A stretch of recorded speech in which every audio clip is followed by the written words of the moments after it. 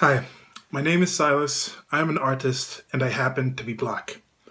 Well, let me explain this. I'm going to explain the three different things I said there. Name, Silas. I am an artist and I happen to be black. So let me expand on that. Let me start with the black part. To be more specific, I happen to be a Negro, and more specifically still, happen to be a Luya, which is a Bantu ethnic group, which also, that name Luya also defines a language and a peoples. And in some dialects, that name Luya means clan. So it's kind of just the basic things like this, the people. So the name kind of means the people. And that clan, the Luya clan, is divided into 17 different tribes. Now, this tribe, at least my ancestral land, I'd say, where my folks were from, where my folks were actually born and were raised and came from there and then took me all over the world. I myself was born in France, but they were born in Luya land, which is in western Kenya. And the primary settling of that area dates back to 1450, and it's been rather settled since 1850. And there's there's been recently in the West, there's been this popularity of getting these genetic tests and things, the 23andMe, trying to say, okay, where are my genetics coming from? And for me, I think it would be rather boring to just be like, yeah, everyone's kind of come from this one region, this Bantu tribe. But there's some things that are also interesting with this, so I'm going to kind of expand on that too. And they're saying the actual expansion of the Bantu people, which is the bigger group where the subgroup of Luyas comes from, that started during the Bantu expansion, which started back like in 1000 before Christ, before BC, or before Common Era, however you want to say it, in a kingdom called Mizra, which is now Egypt. And the current Egyptians call that place Mizr. So there was a tribe there was one of those tribes, one of those 17 tribes, the Wanga tribe of the Bantu people, of the Luya people there, was the one that had the biggest kingdom at the time, once they actually had kingdoms and things like that. So this is a bit of the we were kings thing, but yes, they were kingdoms. That was a general form of a lot of cultures and a lot of societies during history, and we still have kings and queens in different countries, different continents in the world. So the Wanga tribe had the most powerful kingdom, and it hired different mercenaries from different tribes in the area, different tribes in the region that were outside of the Bantus, outside of the Luyas, I mean, outside of the Luya clan, but they actually had kind of rule over most of the territories of the 17 tribes. So when it comes to what I am, I just happen to be this. This is something I was born, I was a Luya. Before I knew what Luya was, I am a Luya when it comes down to it. If I'm asleep, I'm a Luya. If you guys never knew what Luya was, if I never found out what Luya was, I'd still be a Luya. When I'm dead, the corpse will be the corpse of a Luya. So it's kind of a situation where it's just a designation, it's a designated identifier of whatever my genetic makeup is due to having several beings of this human species make certain selective reproductive decisions that ended up in creating me, who is actually designated as a lawyer. So that's just something I happen to be. I happen to be black. I happen to be a Negro. I happen to be a lawyer. One of the reasons I'm not using black here, as I've talked about this in separate videos, is I think black goes past just the genetic aspect, where it's not necessarily going to talk about, hey, everybody in Africa, sub-Saharan Africans, all of them are considered black in the sense. I think black goes more into like a cultural things with an ethnicity and a belief system and a certain shared history that is mostly reserved for majority of the group of African Americans in the United States of America that are descendant from the people that are involved in the Atlantic slave trade. But anyway, let's move on to the next section here. As I said before, happen to be black, name is Silas, I'm an artist. So we'll get now to the artist section. What is art? What is a situation? An artist can create or cannot create art. Like I could sit here and just talk to you, and that's not necessarily doing something artistic, but it has come through my decisions of what I've decided to learn, the physical ability that I have, and how I've chosen to actually go about using that physical ability, taking in things that I've seen are outside in my life. And it's the actions that I do that make me an artist. Even when I'm not drawing, because I have had the background of doing it, I've done it before, I think I still can be like, yes, I can call myself an artist. So it's more with my actions. But now there's some questions in here that I have when it comes to something like artist. What if I completely chose to never make art again? If I was just like, yes, I'm going to live for 50 more years, I'm not going to do any more drawings, any more paintings, any more animations, nothing at all. Would you still consider that person an artist if they decided to stop? Now, what if somebody had the ability and they just created one amazing piece? Would that maintain that whole artist thing? So that's kind of an interesting thing, because is the artist doing it, or do you have to keep doing this thing to be called that artist, to be in that designation of it? Now, another thing, I think with art itself, there needs to be an actual attempt to be doing something artistic. Not just, I want to write the letter A and you write the basic letter A, but maybe if you want to add some curvaceousness to it, some wingdings and things like this, or adding like the serifs when you're making like sans serif or serif with art when you're doing a font. The serif is those things, those wings or those parts that kind of come off at the end of the letters. Pretty much, I'll put this up on the screen. Times New Roman will be here on this side, and then we'll have Comic Sans here. And you'll see Times New Roman will have some serifs, and Comic Sans will have the sans serif. So, and then when you go into the situation, there's decorative art, there's handwritten art, there's other things like that. So it's kind of wondering, can an infant be an artist? You know, people say, oh, look what my baby drew. I'm like, no, that's not art. At least I think there should be an intention there. I've already mentioned how I don't think kids or infants can love, because I believe that love is an involuntary reaction to virtue if you yourself are virtuous.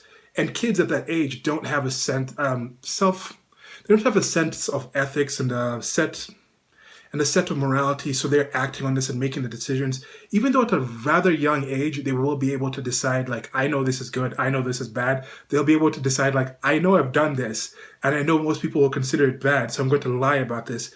But I don't necessarily think it's virtue. I think it's more of just like a survival mechanism where they're trying to feel things out. And you can still care a lot for your child. I'm not saying that isn't there, and that child will care a lot for you.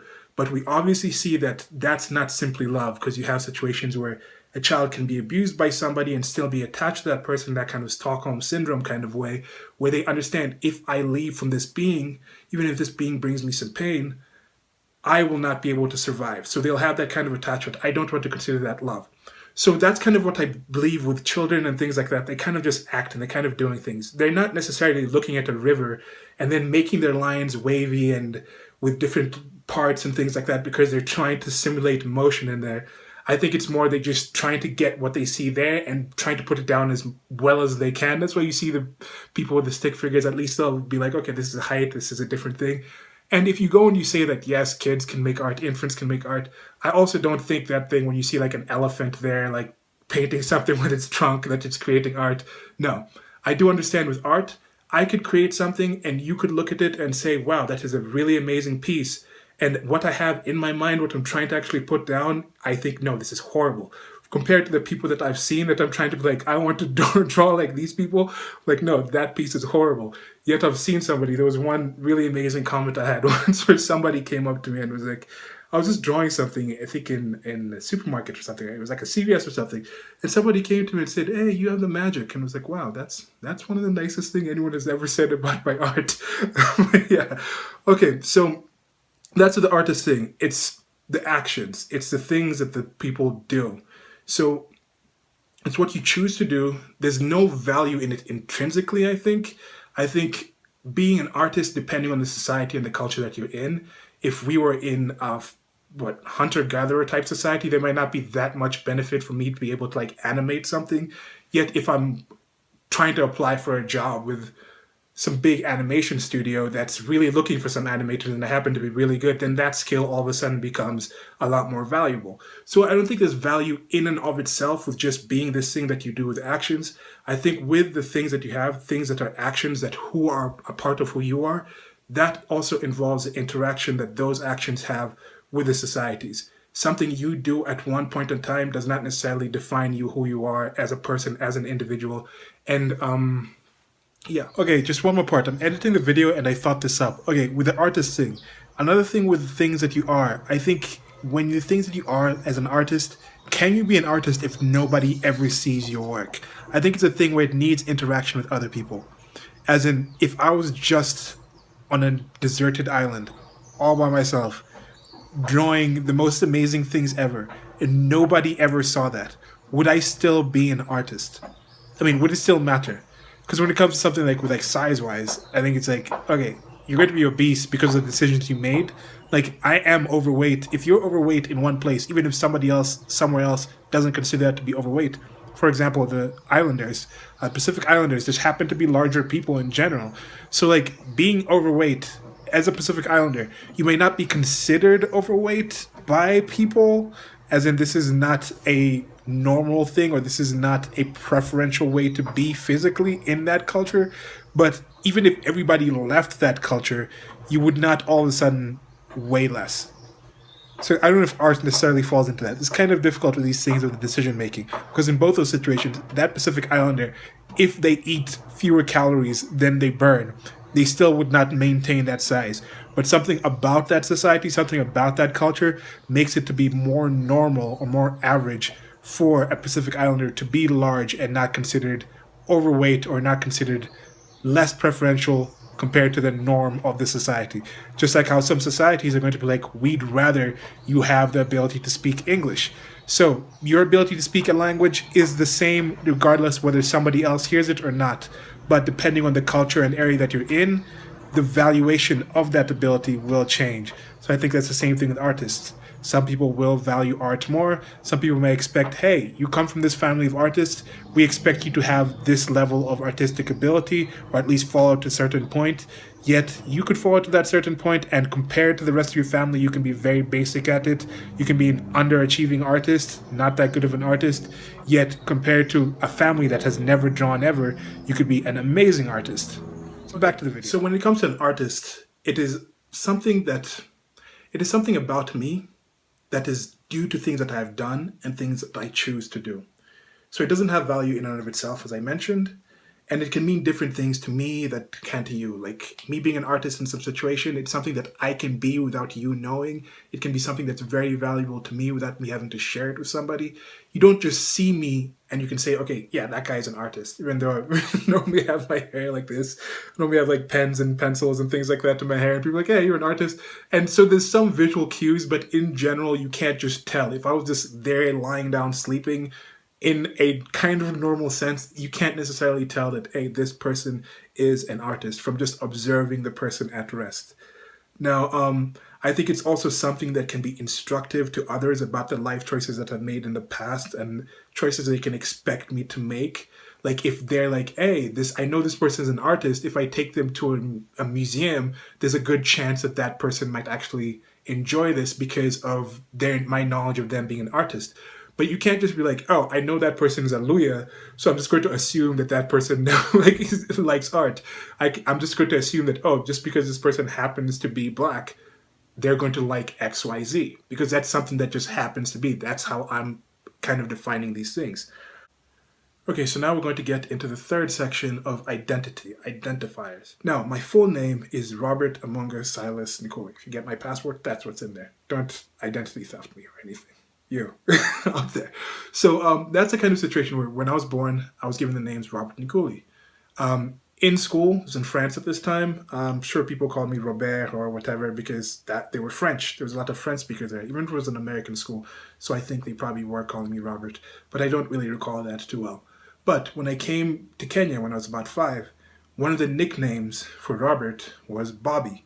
So people call me Bobby. People who've known me from that time. Like I just recently met a cousin that I hadn't seen for years, since almost over a decade. I'm over a decade. But they met me when I was 5, and they were, I think, in their teens at that time. And they've known me as Bobby, and that's how they define me. And that's, to this day, they still call me Bobby. Now, when I got to college at that time, when I got to high school, when I got to middle school, I was using Robert. Now, at the start of high school, when my brother signed up with one of the forms, he put his middle name as his first name on the forms. I guess he just read it differently, and he started being called by his middle name. And then later on, towards the end of high school, I decided, hey, let me start using my middle name Silas as well. There was a transition period between that time where people had known me since middle school in those areas as Robert, but then I started using Silas, so some people started transitioning over. But when I got to college, I used to just use Silas. That was the automatic thing that I'd use. Although occasionally when somebody would come to like a class, if they were taking a roll call or something in official documents, it would be Robert. And they'd be like, hey, your name's Robert? I'm like, yeah. Then I'd kind of explain that I started using my middle name, etc., etc. And then so when I would meet people from high school and things like that, they would call me Robert. I actually went to university with somebody from my high school who played football with me. We were in a football scholarship, partial football scholarship. So we got there and he would call me Robert. Other people would call me Silas. I'd kind of go back and forth. I'd be okay because I understand that they're talking about the same individual, but they're just identifying that individual in a different way. And later on, now it's come to the point where most of the people I meet today just call me Silas. So there's kind of a thing where to all those different people, I may be a different name. They may use a different thing to identify me as. But all these people are still talking about that same individual. They're not necessarily talking about a different being. But if all of those three people, somebody who I met a year ago, somebody who I knew in high school, and then somebody who I knew when I was a kid in Kenya, if they have never met each other and they're like, oh, they meet me and then like we happen to be talking, and then they all be like, they find out that they all know me. The first one can be like, oh, you know Bobby? The other person can be like, oh, you know Robert? And the other person can be like, oh, you know Silas. And the whole time they were talking about this person, but they were using that different name. And that would kind of be the same thing what I'm saying with identifier. It goes kind of beyond the actual thing. Nicknames are also thrown in there. Like I used to wear number 33 and some of the kids that I played with just gave me the nickname Dane because I kind of look like Ron Dane, who was a player for, what's it called? Who was a player for, just remembering another nickname that I'll get to. He was a player for Wisconsin. Okay, the other nickname I had was I bleached my hair a couple of times in high school and college. And there was this musician called Cisco who had his hair bleached, and there was this really funny guy from Alabama in university. And he gave me this nickname, Crisco, and it kind of stuck with some people because I was like 314 pounds at the time, much larger for the position that I was playing on offense for running back, and fluctuated between that time. So that's another thing, I think, with the weight thing. The weight thing also drops in. I may have mentioned it before, but the weight drops in on the things that you are. It's not, you just don't just happen to be overweight. I hate it when people are like, fat acceptance, I just happen to be overweight. It's just the same. You can just call health at every size. No, it's not an identifier thing. It's a decision you make. It's a situation where you are that thing. You can stop being overweight. Just because you are overweight doesn't mean you can be overweight for the rest of your life. So it's not something you happen to be. You can't not be black anymore. Even if you get the vitiligo that Michael Jackson had, genetically, he still was who he was. So remember that. Things you happen to be, things you are from your actions, and things that you're identified as. I think another good way to think about these three things is in a situation where you happen to be male, you act like a man through the actions that you have, and then you're masculine because masculine is a behavior thing, is an identifier thing that is identified in certain cultures, certain communities will define certain things as masculine. So I think that's last thing. I'm going to put on the screen 4 different people.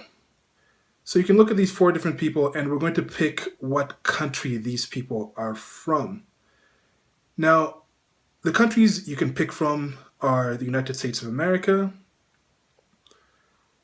Saudi Arabia, Fiji, the United Kingdom, Kenya, and France.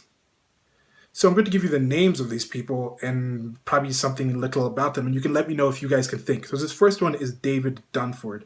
He has an older brother that was also an Olympic swimmer, and they both swam for Stanford, University of Stanford on scholarship, and their older brother played rugby.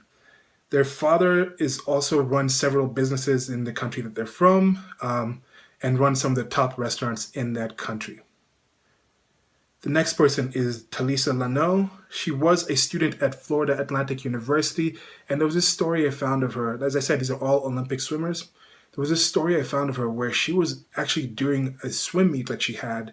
It was going on concurrently while an aunt and cousin of hers were actually being held in a terrorist attack, and she had to find out right afterwards. There's going to be links below to that story, and really harrowing story I just can't imagine just having that. Actually, I can imagine kind of having that situation. I've been kind of close to some kind of situations like this. But yeah, next person. Next person is Hamdan Bayusuf. This was an unfortunate story I found about this guy was some years back, he was attacked in an upscale neighborhood that he lived in, and he was actually flown to South Africa for actual health care. And he was in a coma at that time. He's come out of the coma, and just this whole being flown to South Africa, this kind of thing where I thought of where people are in different countries, and right now there's some really horrible situations happening in South Africa with Boer farmers, and to some people they're reading that situation and they're like, okay, that place must be hell. Yet that same place that's hell for somebody was kind of a lifesaver for this person, where depending on where you're from, depending on your situation, you can be flown to somewhere where you think is hell for other people, but it's defined to this people, for him, for Bayusuf, as a situation that saved his life. Now, this last person is Anthony Ervin. He's a practicing Buddhist, and he recently became the oldest swimmer to win an individual gold. So what countries do you think these people were from? Okay, so I'm going to get into the answers now. The first person, David Dunford, is a Kenyan swimmer. He was born in Kenya, and his dad runs this company that owns Tamarind and Carnivore, which are some of the top Kenyan restaurants. And Carnivore is one where you just go get all kinds of different meat. I've been there, and I've had zebra, I've had crocodile there. Crocodile is like really soft. It's a really interesting meat. But these are restaurants. Tamarind is one of the top restaurants in Kenya. It's been voted that a few times. And these are places that are very iconic of Kenya. If you come to Kenya and somebody wants to show you a good time, like, yeah, this is something very Kenyan, this is an upscale thing that you can kind of enjoy if you're from anywhere, you go to some of these restaurants.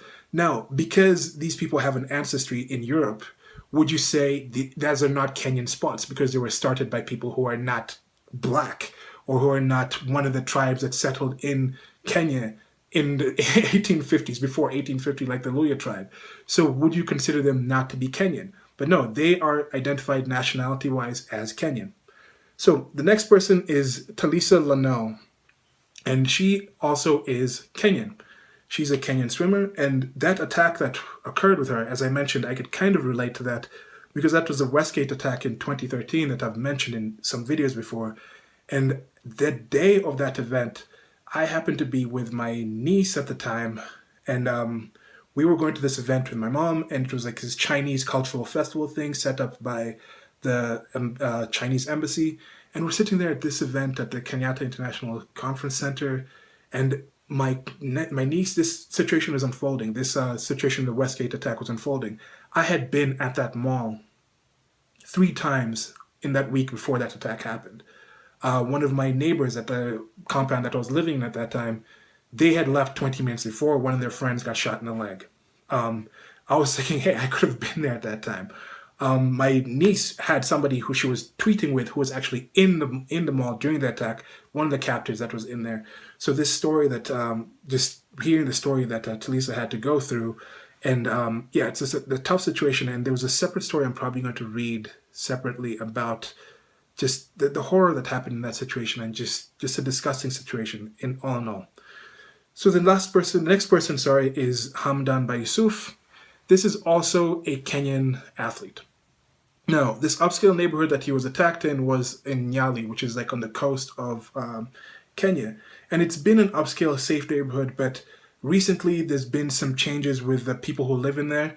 There's been some more slums being brought into the neighborhood, and a lot of people who have been living there have been complaining about the insecurity and things like that there.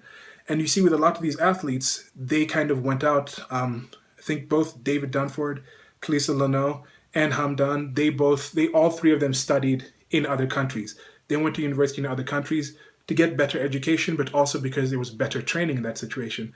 And I think something with the Olympics, I think, is something that kind of is very interesting to me, to see both the genetics of the people that do certain things, that work in certain sports, seeing the builds of certain people. Like you see a swimmer and they just have a certain build that's known, that you can tell, okay, this person's a swimmer. This person is not going to be this person is not going to be one of the people riding the bikes. What's it called or the speed skaters. The speed skaters have the really big quads, and the swimmers have the really broad shoulders and tapered waists. So you have that kind of body type that's a certain thing, and you can see, okay, there's genes. People from different countries look like different ways. There's some countries that are a lot more racially homogeneous, that you'll see like, okay, these countries, these people are just the same kind of tribes or the same kind of clans or the same kind of genetics coming from this country, but occasionally you'll see somebody pop in here and there from somewhere else. So this last person Anthony Ervin is said practicing Buddhist. This guy is from the United States of America. Now, I'm trying to find this. I was trying to build this thing up and kind of be like, okay, let me show that you can have somebody from different races. All of these people from different races are all athletes for Kenya in the swimming situation. And I was kind of going and thinking, because like, look, Kenya is known for distance runners. You have these people who are athletic at running, the Kalenjin tribe mostly. And then you have this kind of situation where I'm thinking, why don't we find ways to just put bikes under these people and just that same power, that same ability to run a marathon in record speed? You're getting the top 10 people and sending them to international organizations. But probably the top 50 in Kenya are probably better than the top 10 in every other country, but they just can't make the cut here in Kenya. But maybe if you put a bike under one of the number 25 runner and you train him how to ride a bike, he might actually be able to take that same kind of endurance and ability and bike a lot faster than the top 10 bikers from another country. But the training and the situation and the importance is not there. Just like how I was talking about with the art thing. People don't value certain things in certain places in certain ways. So you have these athletes going to different countries. And I was thinking with the Olympics, it'd be kind of cool if you just had a situation where everybody was training the same way. They talk about how, oh, somebody is using some performance-enhancing drugs in certain areas. But how about just like practice-enhancing situations where somebody has access to a pool, somebody has access to the best nutrition, somebody has access to somebody who is like very well studied in the physical ability of how the body moves, and the workout system that they're doing is for the exact muscles they need to target to be a swimmer versus doing like squats when you don't really need those thick legs. And then it also goes to the thing like the Luya tribe. Why are the people from the Luya tribe mostly rugby players and things like that? Luya and Luo tribe. And then you have the Kalenjins running because we have a different bone structure. When it comes down to it, in general, African American people, Negro people have a thicker bones in general as an entire group, have thicker bone structures than white people, than Asian people, Asiatic people. So it comes to a situation where in swimming, somebody is literally going to have a harder time swimming than someone in general, as a generalization. But at the same point, that doesn't go across the board because the Kalenjin, the way their genetics are, their legs actually have a lot more efficient way of swinging and running. So that same bone structure that's different in those people, in a subsection of those people, happens to get to that kind of situation. So yeah, that's just something I thought was kind of interesting. Now, coming back to Anthony Ervin over here. Would you consider him white? Because it's a thing. I was looking into this and being like, okay, let me find a black swimmer and from Kenya, because there were some there, but I couldn't find photographs of all these people because, again, it's not as important here. But every single American swimmer that's actually got into the Olympics will have at least 3 or 4 websites with their pictures on there. But that's not the same in Kenya because there could be some stories and things like that covering them, but they're not going to have every single person in there. They're not going to have the photographs. It's just not that important here. It's just not that developed here.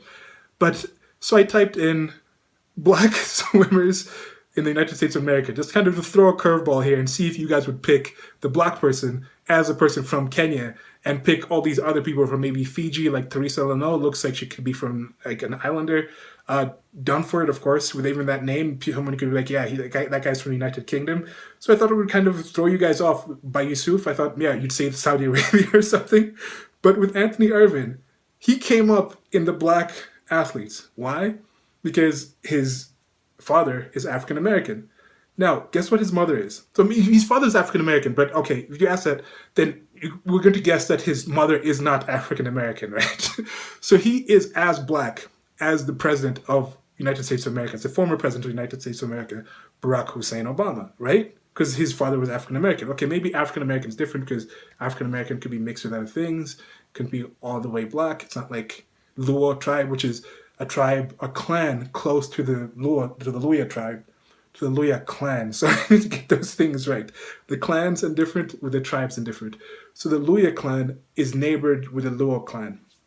So he is, that stock that I was talking about, the genetics is just bound to, probably if you had that kind of 23andMe test, it's just going to be like, yeah, you haven't really had that much change for hundreds of thousands, over thousands of years, you've had pretty much the same genetic stock there. So there could be a really strong genetic stock there coming in there to give Barack Obama the appearance that he has. But anyway, back to Anthony Ervin. His mom is an Ashkenazi Jew.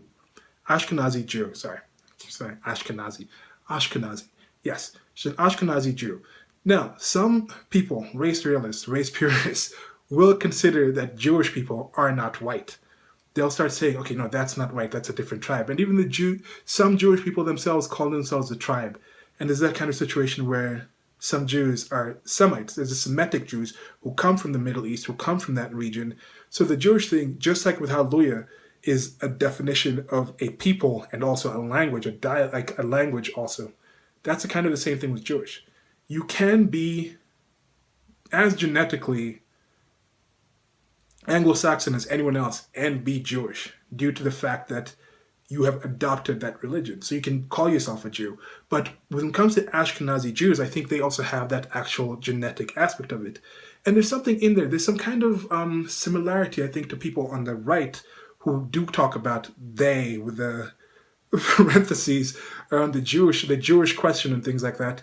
When they say, I say like, Jewish people are not a race. What are you talking about? But then when people talk about Muslims in general, and people on the left like, why are you talking about Muslims in this way? Not all Muslims, or even Muslim people themselves. I think they're also not referring to Muslims as Islam as a religion, because there's a lot of Muslims in Kenya, in Africa. There's a lot of Muslims in Kenya also. I think it's like 10% of the population, 10 to 15%. Indonesia is the most Muslim country in the world, most heavily populated Muslim country in the world. Yet that's mostly genetically Asiatic peoples, Oriental peoples. I don't know what the clans and things like that would actually be in there. But those are the things, they happen to be that. They chose to be Muslim, and they happen to be identified as Indonesians, as a country in Asia. So when people are talking about Muslim in that sense, I think also people are normally talking about specific types of Muslim that happen to be Semitic. So anyway, I just thought that was an interesting thing. Let me know what you guys think about this video. Thanks for watching it. I'm probably going to expand on this idea more. It's been something that you guys who have been following the channel might have seen. I've had some kind of questions on definitions of things. And for me personally, it's been a bit of a struggle trying to identify those things. As I mentioned with the background that I've had, moving to different places where it's like I come back to Kenya and I'm a Kenyan citizen, but most of the people that I consider to be family, most of the family that I made, I think there's a difference between relatives. You happen to have your relatives. You're born into a family. That's your genetic blood. Even if you don't know somebody, let's say you're adopted. This is a good example. Let's say you're adopted, given up for adoption. Your birth mother is your relative. Biologically, whoever gave birth to you, whoever's sperm and egg came together to create you, are your relative. But the family that adopts you and raises you and teaches you and cares for you, I think that's your family. So when it goes from there, you have your relatives that you may not know. You might not even know. This person will grow up, not know one of their relatives, but they'll go out and meet somebody else who cares for them, who brings them into their family. They share values. They talk about these things. They get married, and they'll make that family. They'll make that connection, and they'll make their own family from there. So that's kind of a situation that I've had where I've been trying to understand how people define things and make sense of my own life, and try to understand what people mean when they say things, and try to understand how I define things. And I'm going to try to push more on that in this channel and follow this more of an angle. I'm going to kind of get away from a lot of the race-based things that I've been talking about, but there's a lot of social issues that I'm very interested in, and just trying to see where I fit in the world. And yeah, that's pretty much it for now. Like, share, and subscribe. Hope you guys enjoyed the video. Links below to the merchandise store, Patreon, and other things. Well, yeah, just thank you guys very much. Goodbye.